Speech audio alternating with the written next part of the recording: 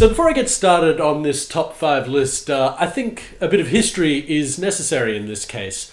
Just my relationship with Woody Allen as a relatively controversial, but very well-known and influential director. Now, at late 2013, I still considered myself a cinephile, a guy that had seen a lot of movies for a 24-year-old, but I read somewhere Woody Allen is considered in the top 3 most influential directors in America. Scorsese and Kubrick being the others, top 3 of all time as well, since 1 out of 3 of those is dead. And I had not seen a single Woody Allen film, so I endeavoured in late 2013 to not see some of them, not just see Annie Hall, not just see Manhattan, but to see all of them. And I did, and I don't know if any of you know this, but the guy has been very, very busy. Say what you will about him, but he makes a lot of movies, and say what you will about said movies too. He's made a movie a year since about 1983, and I think since the late 60s, he's only missed out on 2 years or so. He writes them, he directs them, and he has final say over the finishing edits. So he is, for all intents and purposes, an auteur filmmaker. And naturally, his themes in his films repeat themselves. I mean, seeing all 50 films in a very short time, they did roll into one at times. His themes did repeat themselves. Nevertheless, some of his films did stand out. So I'm going to present my top 5 list. So here are my top 5. You probably haven't heard of some of them, but you should check them out. So here we go. Number 1.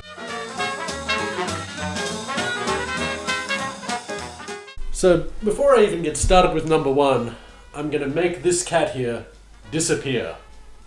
Where'd you go? Anyway, Crimes and Misdemeanors would be my first pick. These aren't in any order, mind, but Crimes and Misdemeanors is one of Allen's more famous films. It was very highly regarded. It came out at a time where he was still seen as this force of a filmmaker, where every new release was this big event, before he went all the way downhill in 1992, which I'm not going to talk about too much in this video. Now, the film is very funny and also very dark, and it achieves this by having 2 storylines coming tangentially to each other, one of which involves Woody Allen as this, well, wouldn't you know, beta male, neurotic type of character. I believe he's a documentarian, hopelessly trying to pursue some beautiful woman, what have you. And that's a funny little side storyline. It fits in with the canon of Annie Hall or Manhattan or Alice, whatever else, his funnier films. But the other story, starring Martin Landau, has this guy that is cheating on his wife, and that's about to be found out. The woman that he is cheating on his wife with is about to expose him to his family, thus ruining his life. And vindictive. And it's my fault. I instigated it. I prolonged it. Many times I tried to back off, but I was too weak. And so, and this is a first in a Woody Allen film as well, he conspires to have this woman murdered. He has this woman killed, and yes, this is a spoilerific review, but I guess I'll put that in the title after I'm done. Conspires to have this woman murdered, and she's killed halfway through the film. And then the film does something interesting. It shows how he rationalizes what he has done. Now, Woody Allen has portrayed psychopaths on screen before, but he never portrays murderous psychopaths.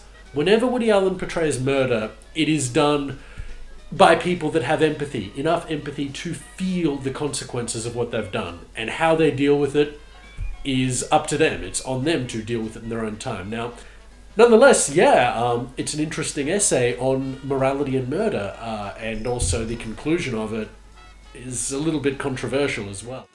And I say, if he can do it and get away with it, and he chooses not to be bothered by the ethics, then he's home free. Remember, history is written by the winners. The natural moral universe would say that Martin Landau would never be the same again after having had this woman murdered, that he would never get over it. But, well, maybe I won't spoil that much, but still, an interesting essay and a different take with morality on murder that you will usually see, at least in most English-speaking films, from big-name directors. On to number 2.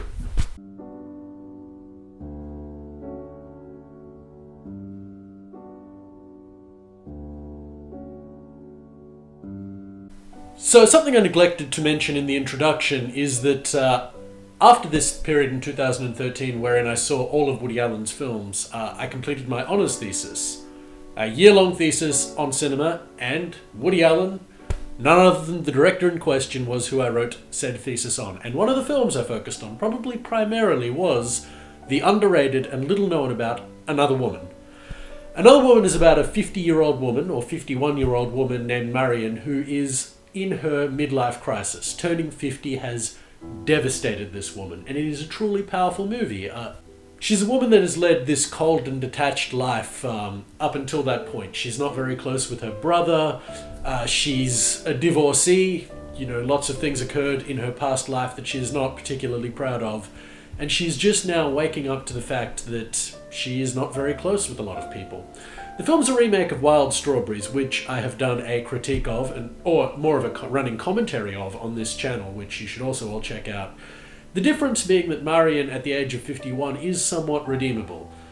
She has more life ahead of her at the end of this film, and at the end of the film it's strongly implied that she is going in a better direction. But the way Woody Allen portrays Marion's change is entirely done through visuals, through dream sequences, and on a first viewing the film might appear visually dull. Marion is always framed next to a wall. There's a lot of autumn colours in the film, but if you realise what's going on, if you look for it, it's quite a profound exercise in showing how dreams can affect reality and how visuals can show what is going through this woman's mind. It is really good filmmaking, a fantastic film, and while it may appear cold, I think it's one of Woody Allen's most optimistic films because of the way that it ends. It's one of the few films where I would say it ends happily, more or less. Even though time has been lost in this woman's life, things are looking up towards the end of it. It's fantastic. At 86 minutes, doesn't wear out its welcome. Check that one out. On to number 3.